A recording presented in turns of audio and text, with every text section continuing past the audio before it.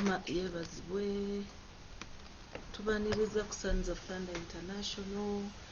Amannya Goreth Lwabuholo nga nze ndi wano batuusaako puroguramu ey'abaana. Puroguramu yaffe ŋŋanzi omuzadde n'omwana mwe bayigira engeri y'okweyisaamu mu maaso ga Mukama.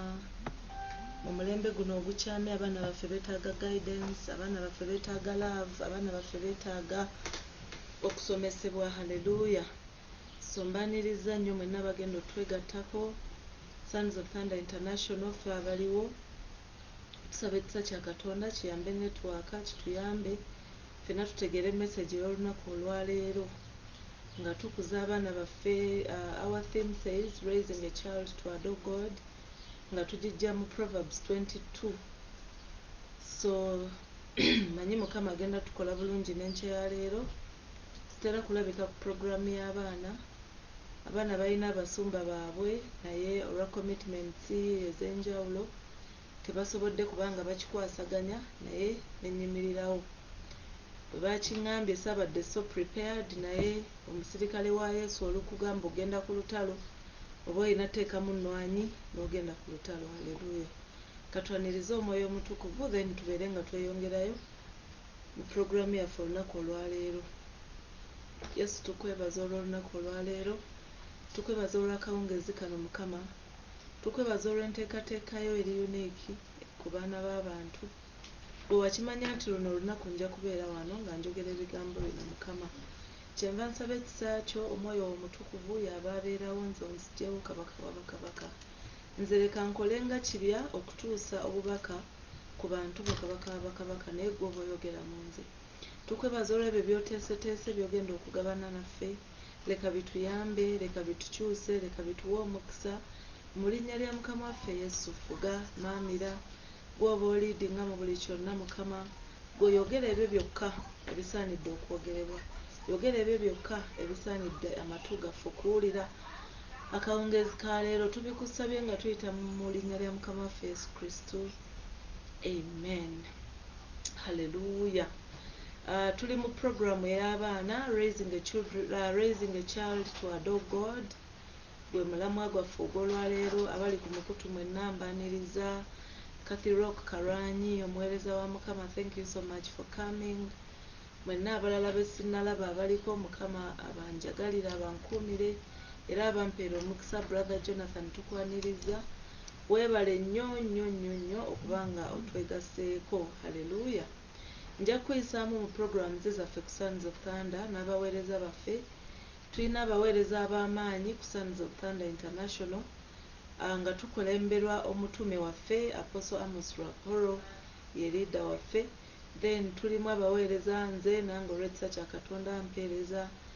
Tulina omuweereza Edith ng'ali China, tulina omuweereza Martha ali China, omuweereza Drolens nga naye ali China, tulina Roger brother naye aweerereza China, tulina Sister Alice ng'ali wano South Africa naye muweereza mu Sons of Thunder, tulina Sister Lynn Kays oba Lydia naye muweereza, tulina abaweereza abato, omu wa 3 years, omu wa 8 years nga ye Lizi, owa 3 years nga ye Lady Nyante. Kama atukoze bulungi, atukozeemu omulimo. So puroguramu ey'olwokubiri eno ebeera y'abaana, so beerawo. Tulina puroguramu ya every Thursday eyabuuza omusumbawo. Omwoyo omutukuvu mwaddiramu ebibuuzo ebitulemye ffe ng'abaana b'abantu.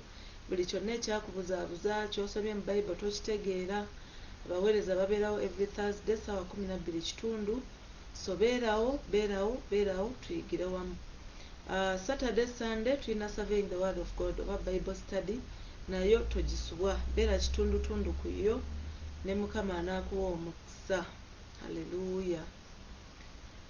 Tugenda yimbayoko oluyimba lumu then tugende mu kigambo kyaffe eky'abaana olunaku olwaleero.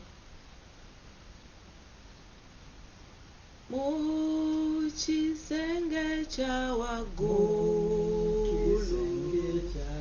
mwe bakuŋŋaaniranga, Mwoyo Mutukuvu yaka, Esebe yasu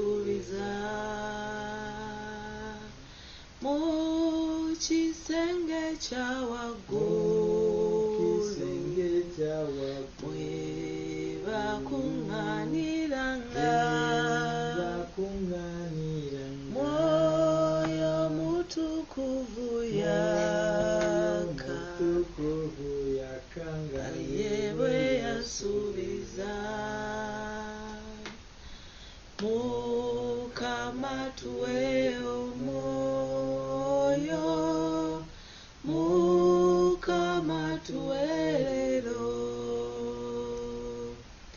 Mukama tuwe omwoyo Mwoyo waffe gwe wasuubiza Hallelujah Mukama tuwe omwoyo Mukama tuwe leero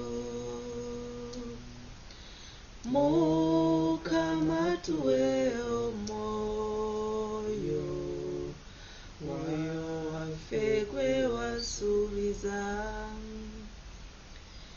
Bajjajjaffe bakiweebwa bwe balinga beesigwa naffe leero tukiweebwa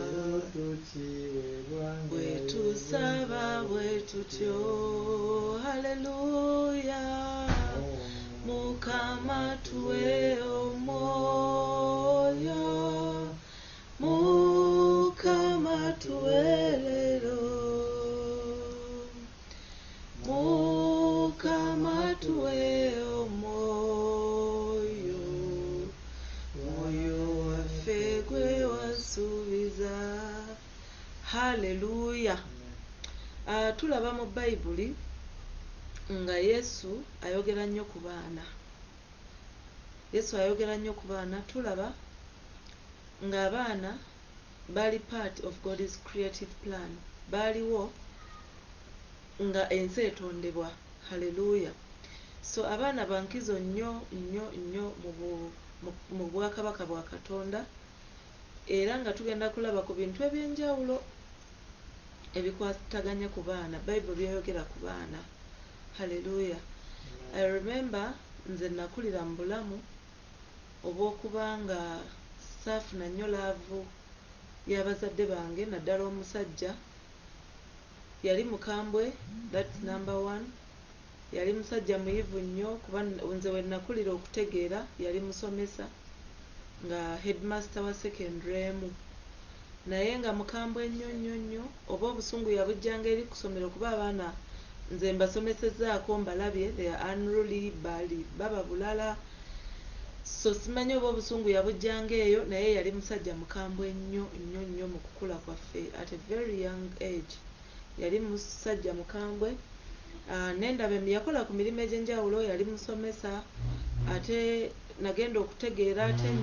more than ku biri ebyokumulaba nga musomesa yali akola ku revenue bano officers abo aba revenue authority nakolako eyo emutukula nakolako Busia nakolako ku airport Entebbe so akola ebintu ebyenjawulo yaliko ne mu magye so just know such a person was a tough one hallelujah naye bwe tulaba mu Bible ekisooka children are part of God's creative plan Mukama yalina plan ku baana mu kutondebwa kw'ensi bwe tulaba mu Genesis 1 verse 28 Genesis 1 verse 28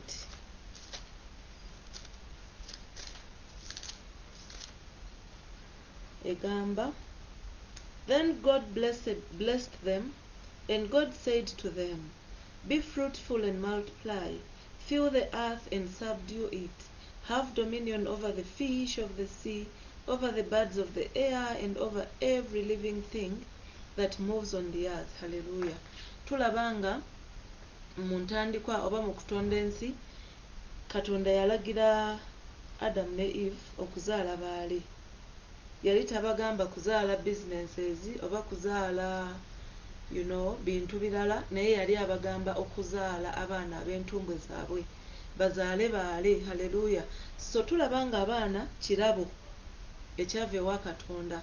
It is God who gives children. Mukama yawa abaana. Hallelujah. Abaana birabo okuva ewa Mukama.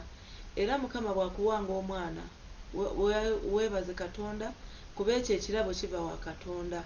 Si buli muntu yenna nti afuna omwana. Gwali eyo nange ali wano oyinza okunjulira nti waliwo abakyala abamu bo nga baazaalibwa nga tebalizaala.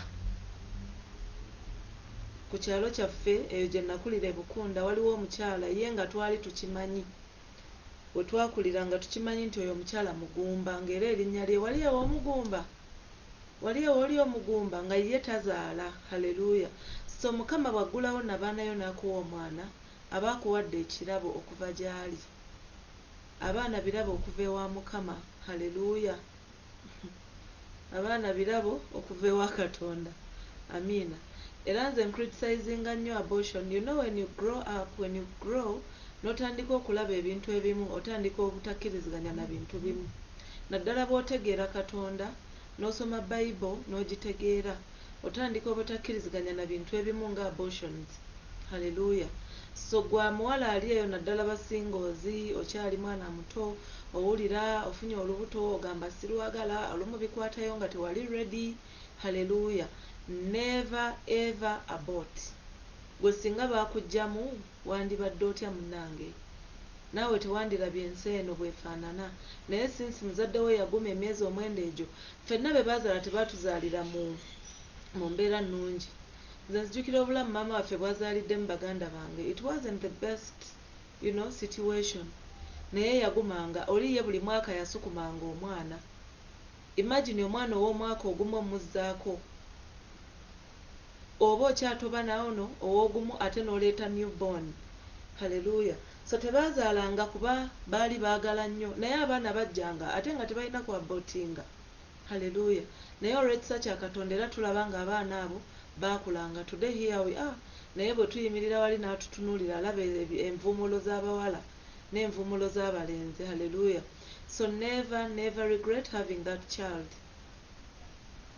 Whether you're ready or not. Omwana point yaffe esoose, children are part of God's creative plan.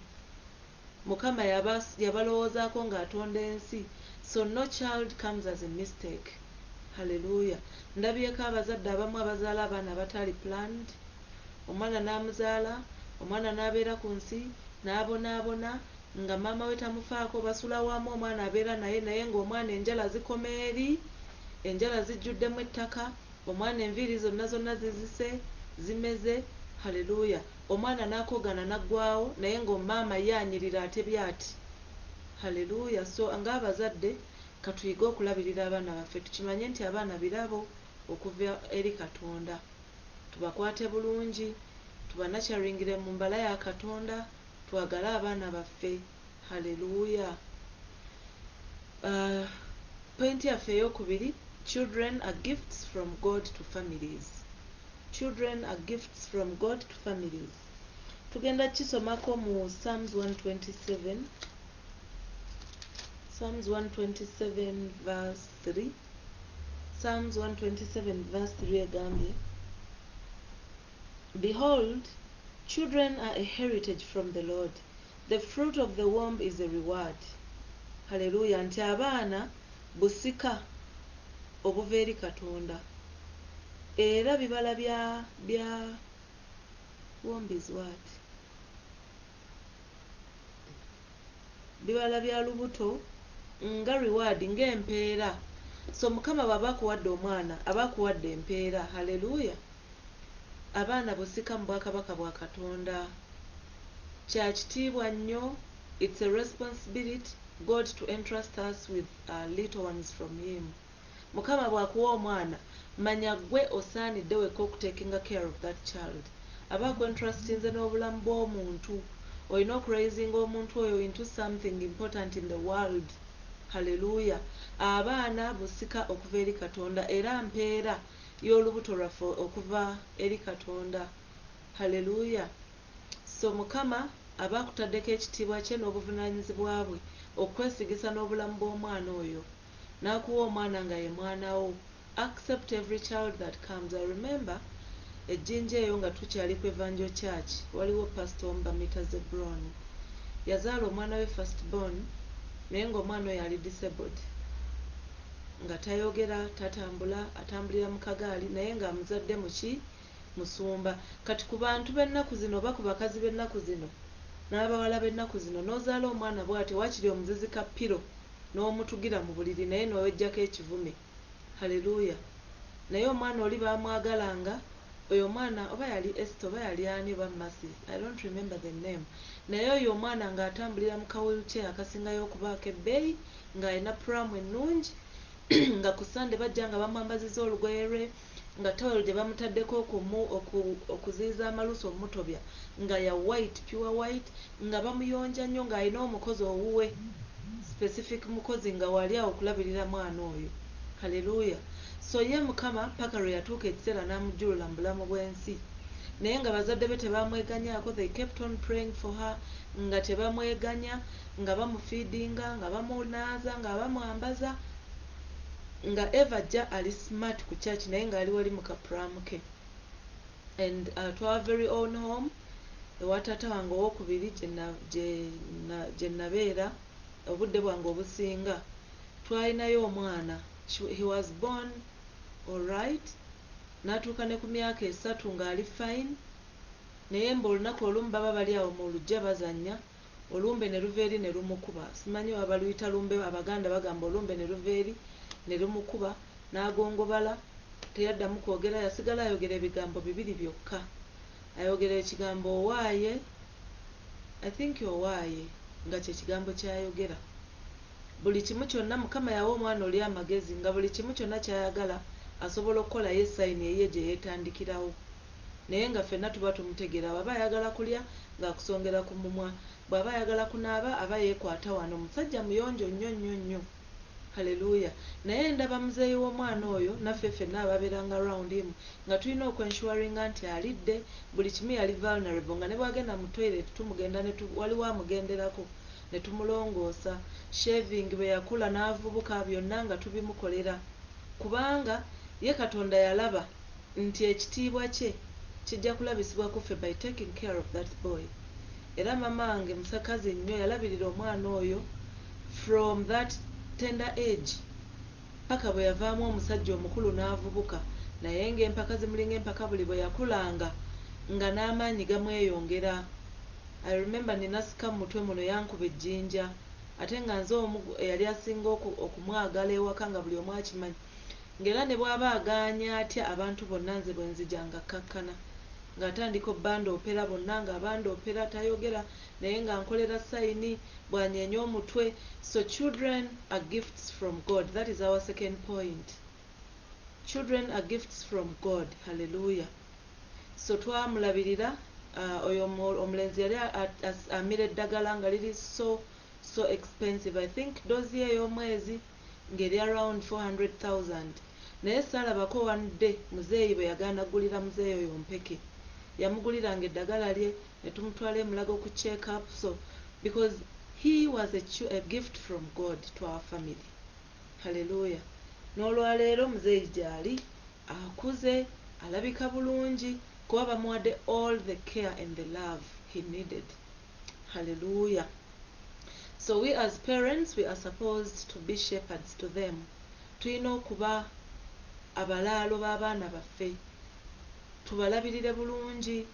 haleluya tubakuze mu ngeri Katonda gy'ayagala bakulemu omulaalo bw'aba alunda ente ze tayagala nte n'emu kubulawo ayagala ente zonna abe ng'aziraba mu straight line abe ng'aziraba nga zitambudde tayagala nte zigende ziri ebintu by'abandi tayagala misango haleluya so naffe ebirabo byaffe okuva ewa Mukama we have to take care of them tulina okubeera good shepherds towards our children tubakuze mu mbala ya Katonda tumanye amayitire g'abaana baffe waliwo abazadde abamu abaana buli bwe bavubuka mubajjako ebirowoozo ne mugamba awe yasobola okukola ebintu on her own no it's not like that omwana oba olina omutunuuliza amaaso mu Baganda bagamba nti omwana takula mu maaso g'abazadde be so tuba tulina okubeera bashepherds abalungi eri abaana baffe we have to be examples we have to monitor them as they grow as they develop hallelujah nze saafuna mukisa ogwo kubanga tatange teyandaba nga developinga. I think from P3 yaddamu okundaba nga ndi mu senior 2 and it was a tug of war. Mama wange okunkonvinsinga okugenda omulaba, it was a tug of war. Nali sirina kye mwagaza, nali nkuze nga taliiwo, so nali sirina kye mwagaza nga ndabira ddala n'okuddayo gy'ali ndabanga ekiva ennyo. Haleluya. Naye omuzadde ali wano nkuzaamu amaanyi. Your gift from God has to be monitored. You have to be a good shepherd to your children. Hallelujah. You have to monitor them as they grow, as they go to school. These children meet a lot of challenges. Kati bw'obanga mwana wo tombo monitoringa togenda bimanya. You have to make your children your friends. Abaana ne batakutya, tataffe yakomangawo nga ffenna eddiro tulivaamu buli omu akwata wuwe. Hallelujah. Naye olina okumakinga sure nti abaana bo bwe bakomawo, bw'okomawo okuva ku mulimu lyessanyu lyabwe. Bonna ne bakwetooloola, ono akubuuza kino, daddi bibadde bitya, kino kyagenze kitya. Hallelujah. Let us learn to accept the gifts from God as our children. Amina. Abaana abo, we are their advocates. Nkyaliko ekyo nti birabo okuva ewa Katonda. We are still on that point. Abaana abo, we are supposed to be their advocates. Ffe balooya baabwe. Ekigaanye kyonna tuba tulina oyingira when we support our kids. I remember lady ono yajjanga n'atugamba ng'ava ku ssomero ng'abaako byakomplaininga waliwo we twali tumutereka nga tetunnaba kufuna ssomero nga okay yalina essomero gy'ali but because of winter ne tugamba omwana ono akyali muto. Naye ku fulaati okwo kwaliko omukadde ng'era wano abakadde babayita magogo ng'alina obwana bw'akuuma. Bwe twatuukayo fulaati y'ennyonjo ne tugamba owaayi katumuwe omwana kuba twali ku second floor nga magogo ali ku 5th floor. Ne tumuwa omwana naye lady yakomangawo n'acomplaininga, the pamper hurt me, we ate cabbages, ng'abeera ayogera ebintu. Kati waliwo brother afomu yagenda n'amunonayo, no yagenda ng'omukyekingako kuba lady akuza round boys, so yagenda ng'omukyekingako. Naye bwe yagenda ng'omukyekingako ku lunch nga Eva asanga balya cabbage. Ne tugamba bannaaye kati bo ne batandika okikolayo ne faniwe nga bagamba ono cabbage ze zimukuzizza, omwana mugumu alya cabbage biki. Naye ffe ng'abazadde ne tutatuwanguyiramu. I remember one day oba twagula ebintu ne tubiwa n'omukadde oyo, nga tetumuwa kuba alina ebyamaanyi ennyo byatukoledde, naye nga tumuwa asobole okukyusizaako ku mwana waffe ebintu byamufumbira langi kuba ffe tetubaawo, tuba ku mirimu. Naye gwe wali obaddeko mu mbeera ng'oli ku mulimu naye ng'omutima gukutunduga gye walese omwana. So we have to be their advocates. One day namusanga ali mu winter yeebase naye nga yeebase ku tiles nga teyeebase ku carpet. Being an advocate for her, natuuza omukadde oyo ne mubuulira ne mugamba ekino kiri nti ngenda kuggyako omwana ono kuba omwana wange toyinza mwebasa ku tiles mweno winter ng'obunnyogovu ate wali wannyogoga. Cynthia alina muhiita mu nju.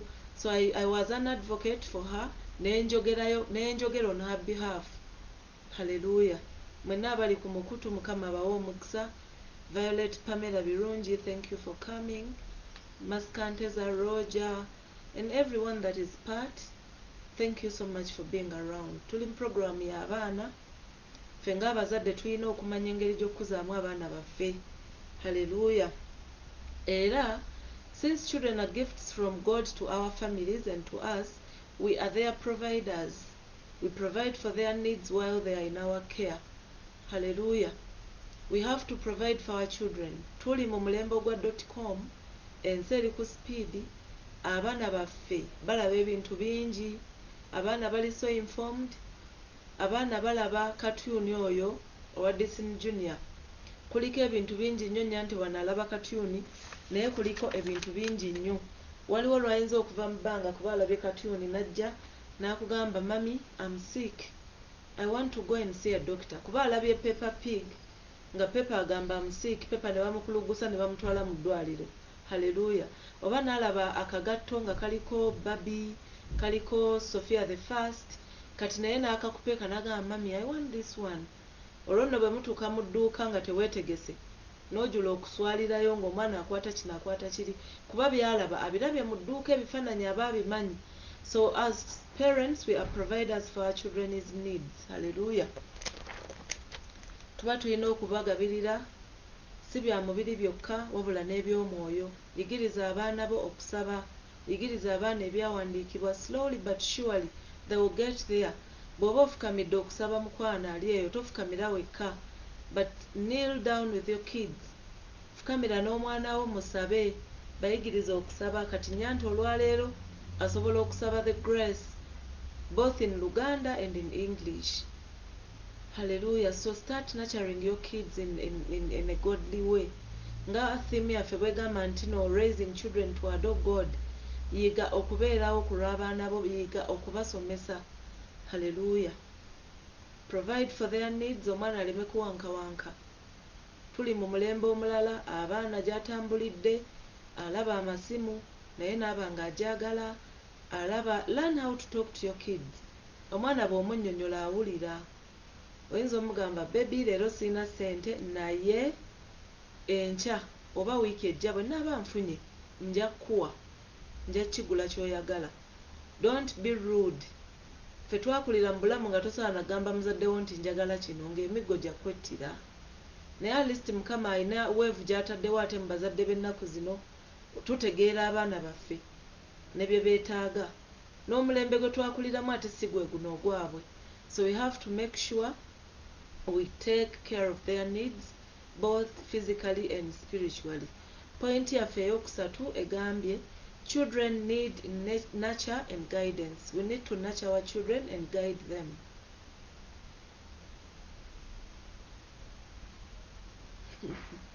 Nja mukukwatira ng'ajoogera atabitereeza naye rhythm ogiwulira nti abimanyi. Hallelujah. So our third point is children need nurture and guidance. Ekyo tukiraba mu Proverbs 22:6. Proverbs 22 verse 6.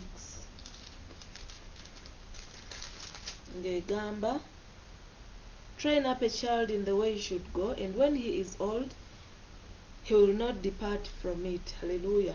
Ntukuza omwana mu ngeri gy'oyagala. Bw'anaaba akuze tajja kuva mu ekyo kye wamuteekamu. Amiina. Tulaba abalimi ab'enjawulo. Kampe example y'abalimi b'obutunda. Obutunda tebabulima nga kasooli, obutunda tebabulima nga muwogo. Ng'ennimiro ya muwogo bonoogiraba nti buli muti guli ku gwagwo. Haleluya. Omulimi w'obutunda bw'amala obusimba abukolera akatandaalo n'abukolera shelter. So obutunda obwo buli bwe bukula bweyala ku shelter eyo omulimi gye yabukolera. Amiina. So ne bulandira okwo emirandira gyabo ne gibukasuka buli wamu ne girandira okwo bulungi nnyo era bwe bussa bwonna obulaba nga obutunda buvuddeyo waggulu katandaalo bulengejja bwe buti. Era mu kutuuka obunoga buyiika omwo mokka mu ako akatandaalo ne butascattering around. Hallelujah. So n'abaana baffe nabo beetaaga solid structure oba enkola ennungi okusobola okukuuma their physical, social, emotional and spiritual growth ku track. Hallelujah. Ng'omulimi bw'atindira obutunda bwe, naffe abaana baffe tulina okubeerawo n'enkola ey'okukuuma their spiritual life on track, their physical life on track, their social life on track and their emotional life on track. Hallelujah. Kibi nnyo omwana okukula nga tali social. Kibi nnyo omwana okula nga tali social. Omwana oyo aba agenda kutawaanya, aba tagenda kuba na self esteem, aba agenda kuba yeekwatakwata kwegamba akusobere busobezi. Ne mu class bwe banaamugamba raise your hand otukole ki oddemu answer eno, ajja tandika otteeka engalo mu kamwa yebwale atandika okukunya engoye. So you have to cater for their social life as well. Take your kids out, batwale babe exposed. Nebaza Katonda olw'omwami wange yasalawo buli weekend tufulumamu tukyusa ku bwongo wadde tulina ssente oba tetulina, as long as mu mmotoka mulimu amafuta atufulumyamu mu nnyumba n'atutwala. Nyante n'agenda n'azannya. Hallelujah. so n'amitinga abaana abalala eyamitinga y'abaana abazungu n'amitinga abayindi n'amitinga ki so ne batandika okuba nga bazannya bakwatagana. Hallelujah. So omwana you have to ensure that her social life is on track. Si kukiyitiriza nnyo of course ng'omuzadde olina okubaamu n'omukono gwo ogw'ekyuma, a solid structure. Hallelujah. Then you have to make sure the emotions of your child are on track as well, their spiritual growth. Olina okulaba enjawulo ku baana abo, olina okulaba enjawulo ey'omwoyo ku baana, kuba kyokka ekyo kye kitugenda okutuyambira abaana mu mulembe guno omubi. Making sure nti omwana we alina kye yeeyongerako. Yes, kati wa 3 years, yes, wa 2 years, yes, 5 years, naye olina olaba nga yeeyongerako, spiritual growth eyo nga yeeyongerako. Hallelujah. Ffe abazadde tulina okubeerawo nnyo ku baana baffe, tulina obeera mu bulamu bwabwe because they need nurturing and they need guidance in everything. Omwana we oyogera naye omugambe awo oyogedde bubi. Abantu abakulu tebabaddamu bwe batyo. Omwana omuwala tapakuka bw'atyo, omwana omuwala yeewombeeka, omwana omuwala atambula bulungi, omwana omuwala atuula tasitama. N'oba nga kwegamba you're there to guide them in every step. Hallelujah. Yeah. So tulina okubina ekirala ng'abazadde we have to lead by our godly examples to our children. As parents we have to lead by examples. Omwana bw'anaakulaba ng'osaba naye kyajja okutwala, bw'anaakulaba ng'onywa mwenge kyajja okutwala, bw'anaakulaba ng'osula mu biduula naye bw'anaakulamu kyajja okuluubirira. Naye omwana bw'anaakulaba ng'olina obudde obusoma Bayibuli naye ajja kufuna agi esoma Bayibuli. Ffe owaffe wano akimanyi obudde bwe tuba tuweererezaamu. Bw'alaba ng'ettaala bazitaddeko abuuza, Daddy, are you going to preach? Mommy, are you going to preach? Are you going outside to pray? Bye bimubeera mu birowoozo. Bw'alaba nga wooli mu kusanyirira nviiri akubuuza, are we going somewhere or you're going to preach? So obeere example eri omwana wo. Obeere example eri omwana wo ng'omuzadde. Era ky'oli kyajja okubeera. Hallelujah. Our fourth point, our children need discipline. They need to be disciplined. Ekyo tugenda kiraba mu Proverbs 29. Abaana baffe beetaaga okugunjulwa mu mpisa. Proverbs 29:17 egambye, correct your son and he will give you rest. Yes, he will give you delight to your soul. Correct your son and he will give you rest. Yes, he will give delight to your soul. Nti omwana wo muwabule era onoofuna ekiwummulo. Hallelujah. Omwana wo muwabule era onoofuna ekiwummulo. Yes, he will give delight to your soul. Nti anakyamuukiriza oba anaaleetera essanyu emmeeme eyo. Kati omwana gw'otagunjudde tayinza kukuleetera ssanyu.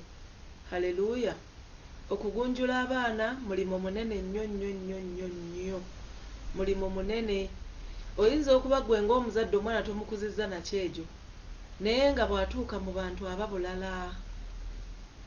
Ate okukambwala n'oboggola ennyo sometimes si kye kireetera abaana okuba n'empisa. Hallelujah. Kino nakizudde nti okukuza omwana mu mpisa mwetaagamu n'ebibala.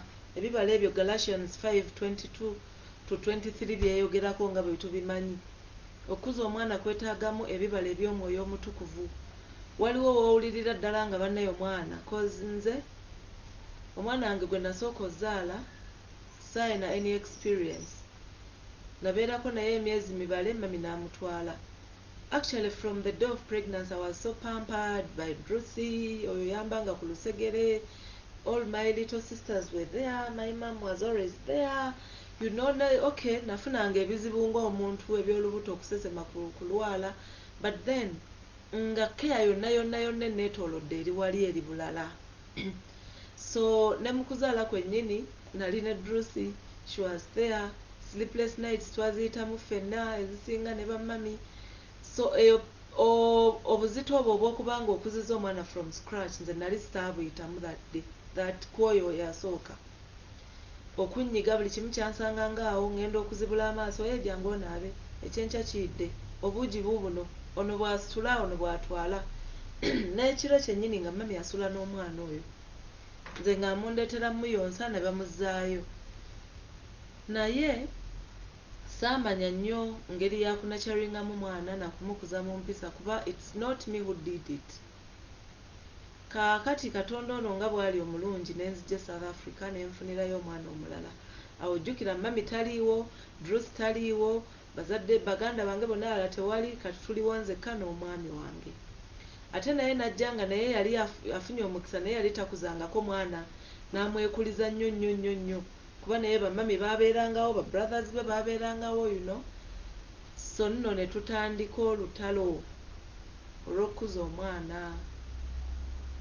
Tebibadde byangu, gino emyaka 3 nakati bwe tuli si weewangu naye nga bwe tugambye nti okukuza omwana kitwala ebibala eby'omwoyo omutukuvu omuli love, omuli joy, omuli peace, omuli perseverance, hallelujah, omuli kindness, omuli goodness, faithfulness, gentleness and self-control. Ng'onookuza omwana oyina okumwagala, hallelujah, oyina okuba omusanyufu. I remember nga Nyanta akyali baby omanyi nalina neeyo fear, simanyi kyakukola nnyo, simanyi kati nga buli bwakaabako omugamba sorry. Olumu omwami wange n'aseka nnyo n'agamba oba omwana ono omugamba sorry emirundi emeka olunaku, naye nze nga ndaba bwe naamugamba sorry oba anaaba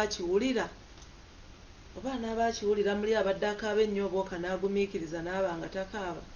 So nakula nga mulaga eyo laavu nga njogera naye, nze natandika okwogera naye ng'alina mu lubuto.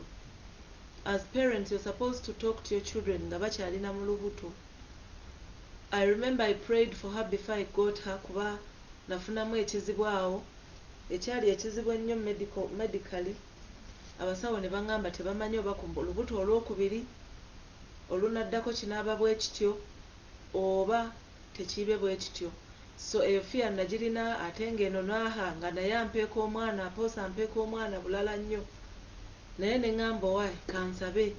So neegayiriranga nnyo nga ye simugambye namugamba naye nasabiranga nnyo before conceiving nga nsaba omwana atonde bulungi kuba nafunako instance ng'omwana baŋŋamba mbu tatonze ng'ekisawo kikalu nga muli musika ng'akantu akamera ne kawotoka ne kakala. So nemba nga nakola ki, nasaba nnyo ng'omwana tannajja ne bwe yalimu nga nsaba though mbeera week nnyo ndwala nnyo but I still had time ne munda yange nga musabira. So ne bwe yavaayo nga mulaga laavu essanyu eryo n'oseka naye you have to show your children that you have peace in them. Omwana bwe bamutwala wenna nosa ekikoowe omwana bamututte bannayo omuntu anassa ku mukka kwega omwana bw'aba nga tali around you owulira emirembe naye you're supposed to have peace in your children. Bwe babaawo ne baba essanyu lyo yes batawaanya enju n'ogirongoosa ne blink of an eye najja n'alya keeki yonna n'agimansa wali.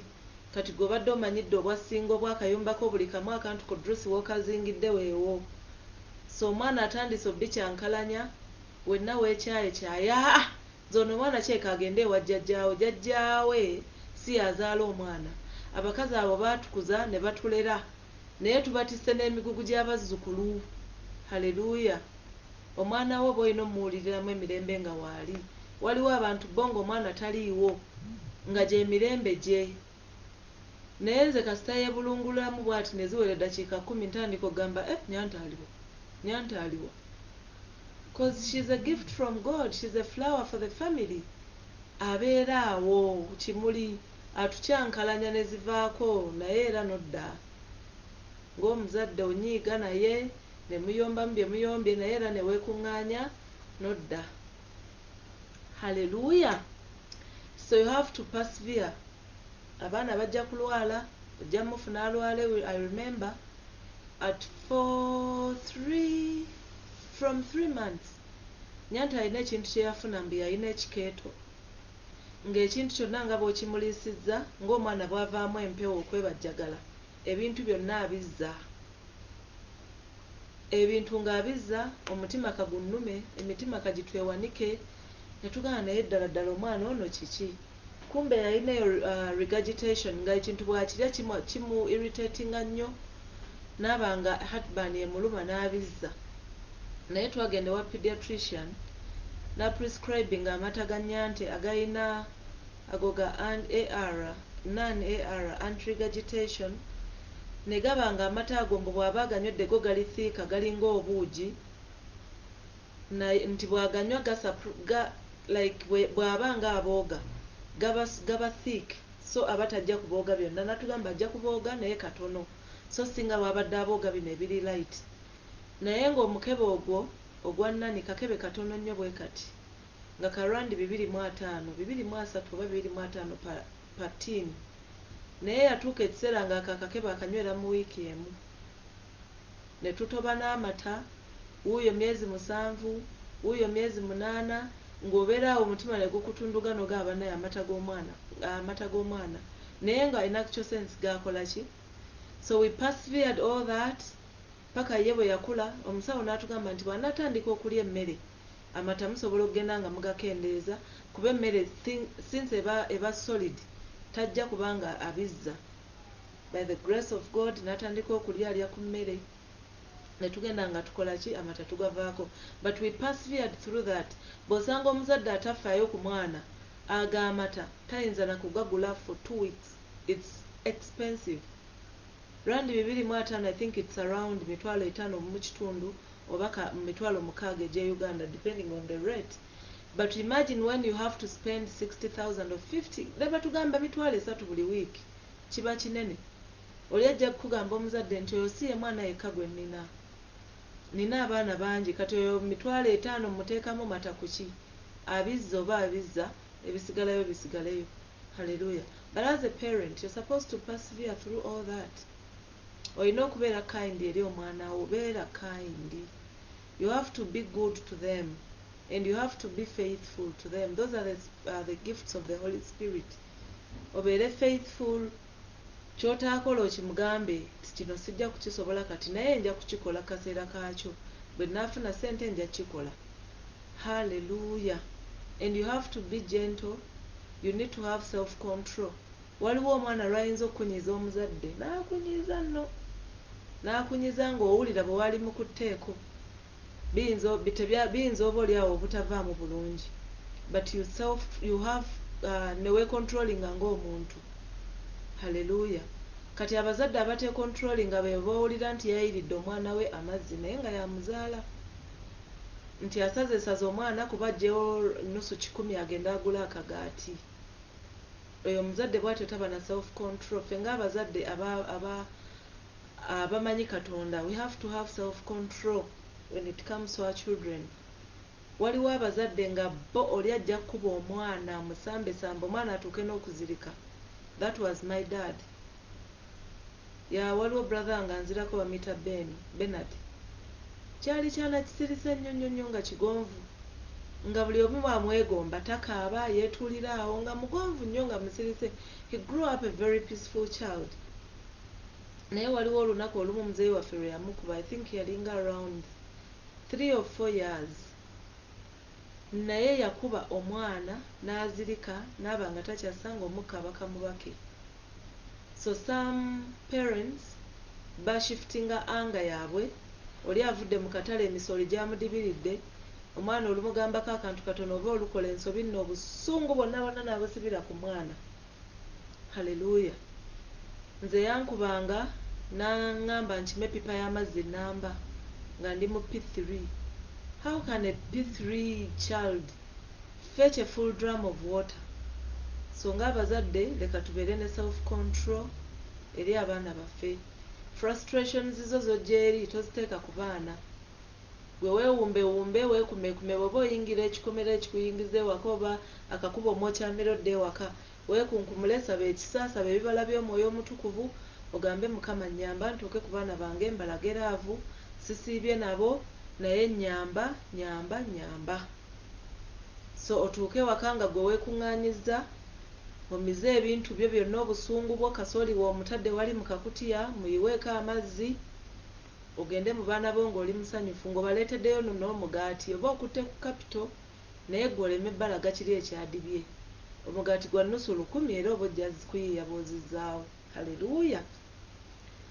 So abazadde abaagala abaana baabwe ennyo babagunjula era nga Mukama ye mubeezi waabwe, bavaamu abaana abalungi, bavaamu abaana abeesiimisa, bavaamu abaana abalungi, abaana abakulaakulanye.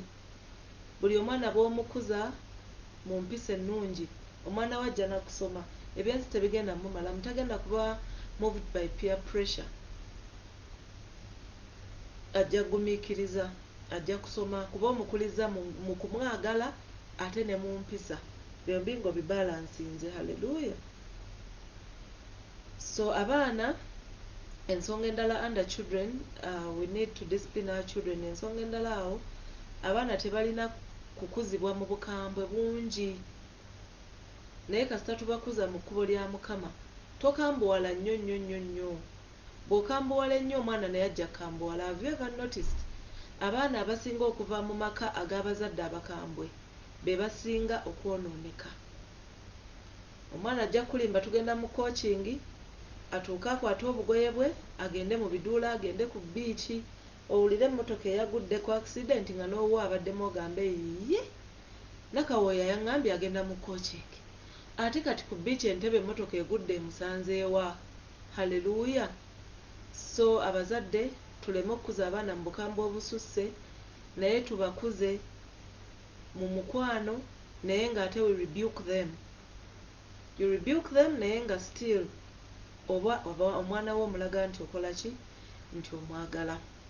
Abaana bwe tunaabakuza mu ngeri eyo bajja kuvaamu nga bwe tubaagala, bajja kusoma diguli ozirye, ono dokita, oli looya, ono pharmacist, oli pastor w'amaanyi, ono you know. So tusabe Katonda atuyambe ng'abazadde okukuza abaana baffe.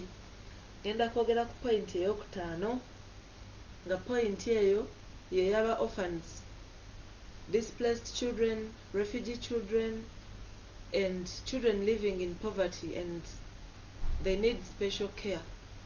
Abaana bamulekwa, abaana abali misplaced, abali displaced, oba oli awo bazadde baabwe baafa naye n'akwata kkubo lye n'atuuka nga talina wonna waali. Abaana abo beetaaga care ng'omwana yenna akuze ne bazadde be gye yandyetaaze. Tusomeko mu Zaakariya. Zaakariya 7:10. Zaakariya 7:10 yegambye, do not oppress the widow or the fatherless, the alien or the poor, let none of you plan evil in his heart against his brother. Hallelujah. Do not oppress the widow. Tonyigiriza namwandu yadde oyo atalina kitaawe, abo ba refugees o abaavu. Let none of you plan evil in his heart against his brother. Leka wabeewo yenna planinga bubi eri muganda we. Hallelujah. So let us understand that all children are vulnerable, whether poor or rich. Abaana oba bakulidde makaaki oba makaaki, they are vulnerable. Bantu bali special, bali awo bitonde biri special, they are vulnerable to anything. Hallelujah. So tuyina okukuza abaana baffe, okwagala abaana bamulekwa. Bw'osanga mulekwa mwagale nga bwe wandyagadde omwana alina kitaawe ne nnyina. Bw'osanga aba refugee children bayambe. We've seen a lot of children who are refugee children. Abamu batuula ne bagamba baabwe ku kkubo ne basabiriza, naye twebaza Katonda nyanti engoye ze zonna ezizaali zitamutuuka twazitwala awo mu refugee camp, naye bannaye nakulabira abantu nga bayaayaana. Those people bali bubi. Era mu bwobeera eyo Mukama n'akukwatako eri abaana abo. Mu mutima gwange mpulira nga njagala nnyo okubeera n'abaana abo bamulekwa. Mbazimbire we babeera, balye, banywe, baenjoyinge life. Manye Mukama oyo ajja kikola kuba alaba okuyaana kw'emitima. Haleluya. So abaana baffe basufferinga damage y'amaanyi. Our kids suffer real damage. Omwana bw'afiirwako bazadde be tasigala kye kimu. Most especially bagudde mu mikono gy'emisege mu kifo ky'abazadde. Ba caretakers bafuuse emisege eri abaana. Take an example of Nabukera. oyo stepmother gwe yakumako akabiriiti omwana yenna najja. So orphans have fallen into beasts hands. Naye gwe nga ategedde Katonda, gwe nga omuzadde bw'osanga omwana mulekwa, it doesn't harm you bw'oba olina abaana babiri no adopting omwana.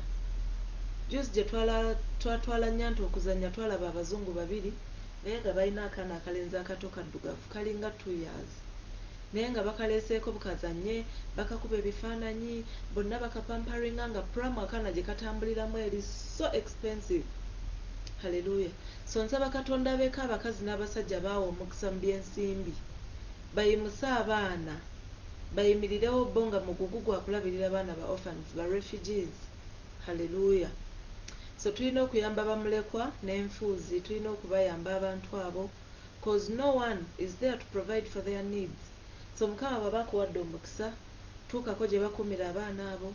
Oli ne bw'aba ku nguudo, waliwo bwe tulaba ku nguudo twabako wadde ab'e Kampala obayitako n'ogamba ye ne buno bwantama okusabiriza babusitegingawo. Waliwo yaŋŋamba mbuno babukeera ne babusitegingawo ku makubo mbu waliwo ababafunamu ssente abo abaana. Naye gwe ekyo kibuusa amaaso gw'oyamba omwana akolera Katonda. Haleluya.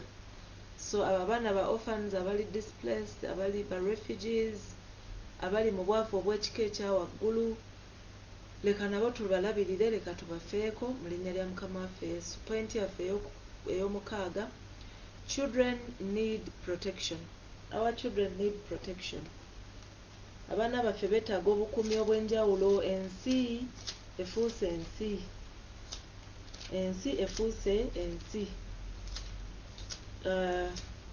Children trafficking eri ku kika kya waggulu. Child labor etabuse. Haleluya. So physical abuse mpitirivu, child exploitation, drug and alcohol abuse byonna biri awo. So our children need protection. Abaana baffe twetaaga tubakuume butiribiri. Haleluya. Beetaaga tubakuume butiribiri. So tugenda kusomako mu Numbers 32:17. Numbers 32:17. Numbers 32:17. But we ourselves will be armed, ready to go before the children of Israel until we have brought them to their place. And our little ones will dwell in the fortified cities because of the inhabitants of the land. Hallelujah. Bano baasalawo b'okukulemberamu abaana babeerulire ekkubo omulaba aleme kuba destroyinga. Era Bible eraze nti baali armed. Omuntu abeera armed aba n'ekyokulwanyisa. Haleluya. So naffe ng'abazadde tulina okukuza abaana baffe, tulina okuprotectinga abaana baffe. Tuli mu nsi ejjudde obubi, child labor, abaana babayigisa emirimu gye batasobola, abaana babafudde ba slaves, ba stepmothers bafuuse ensonga ku baana, ne bamaama bennyini babigisa abaana emirimu gye batasobola. Kuba laba omwana asoomuseemu n'emyaka 10 n'amutikka omugugu gw'engoye bwe guti, n'amutikka okwoza ebintu bwe biti, n'amugamba ate naaza banno bonna. Haleluya. So ng'abazadde leka tuprotectinga abaana baffe from physical abuse, from exploitation. Abaana baba rapinze, you know. Let us learn to protect our kids. Nze wange bwe ndaba nga taliiwo ddakiika nga 10 mba nanoonyeza dda kuba tuli mu nsi eyitiridde obubi. Abantu banywa emyenge ne bavaako, oli ajja n'atamirira ku mwana wo 2 minutes nti arapinze omwana. So let us learn to protect our kids from all this. Tuba protecting eri enjaga, tuba protecting eri addictions ez'omwenge ez'enjawulo. Haleluya. Kitugwanidde okukuuma abaana baffe jealously. Tubawonye emitego gy'omubi Sitaani. Let us protect our kids jealously. Kwegamba obiteekemu n'ebbuba eryo ng'okuuma omwana wo, omuwonye emitego gy'omulabe Sitaani. Haleluya. Ekisembayo point yaffe ey'omusanvu, mwebale mwenna abagumiikiriza, Mukama abampeera ennyo omukisa. Our last point is children are blessed by God. Children are blessed by God. Abaana baweebwa omukisa okuva eri Katonda. Tugenda soma Mark 10:16. Mark 10:16 egambye, and he took, okay, let me start from 15. Assuredly I say to you, Whoever does not receive the kingdom of God as a little child will by no means enter it. And he took them up in his arms, laid his hands on them, and blessed them. Hallelujah. Tulabanga Katonda yennyini ye yeweera abaana omukisa.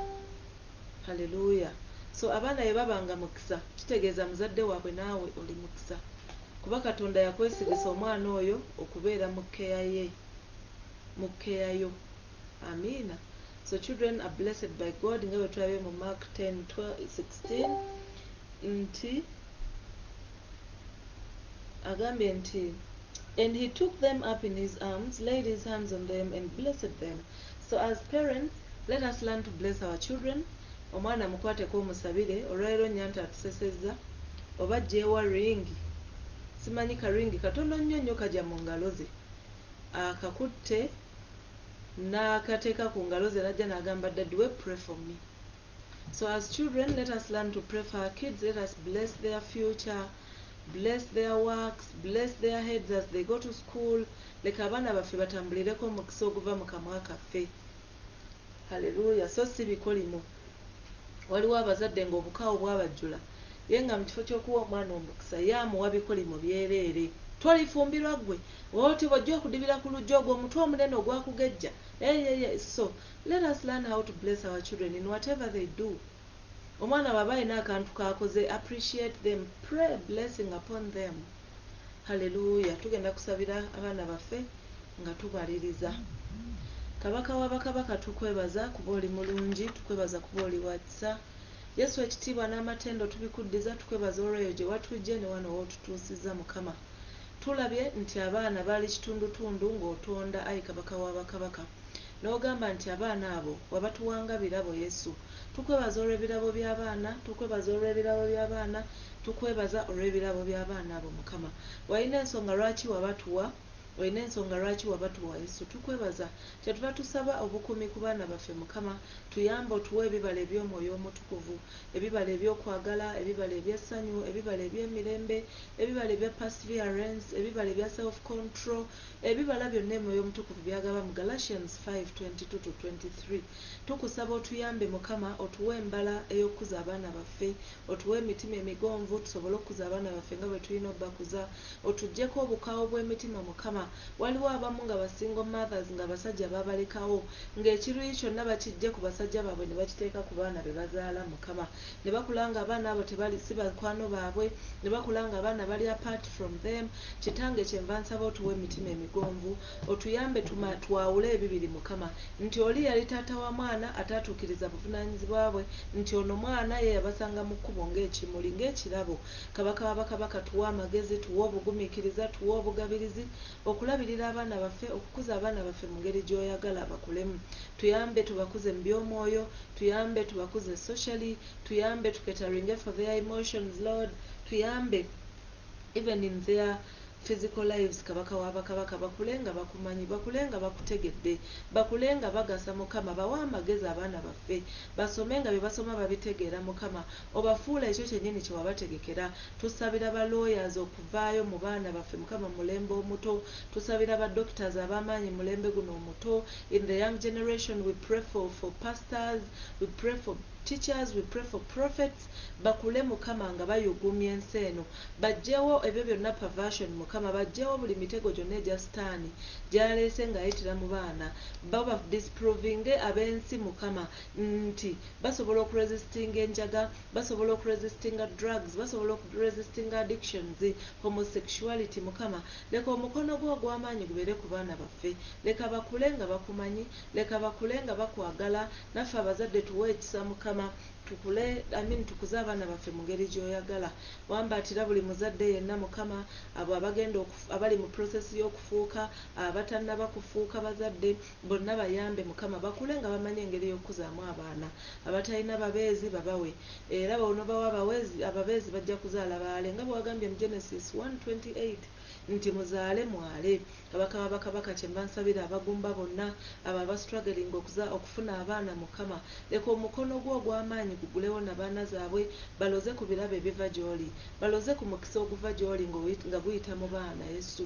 Tukwebaza kuba oli mulungi, tubikka abaana baffe ne mu ndagaano y'omusaayi gwo, tubakugira eri amaanyi g'omulabe Sitaani, tubakugira eri endwadde eziruma abaana abato mu linnya lya Yesu Kristo Mwana wa Katonda omulamu. Tubeetoolooza n'olukomero olw'omuliro, tubateekako bamalayika b'abaana abato babakuume Mukama, nga batambula nga beebase, nga balya nga banywa Mukama. Tugaana injuries ez'enjawulo ku baana baffe, tugaana ebikolwa byonna ebibi ku baana baffe mu linnya lya Mukama waffe Yesu, amen. Nebaza Katonda olw'abo bonna ababaddewo. God richly bless you everyone. Tubadde Sons of Thunder International. Mukama abatuweere nnyo omukisa, mubeere bulungi. Ekisa kya Mukama waffe Yesu n'okwagala kwa Ayi Katonda n'okusa ekimu kw'Omwoyo Omutukuvu bibeerenga naffe ffenna n'eri ab'eŋŋanda zaffe emirembe egitaggwaawo. Amiina. Mukama abakuume.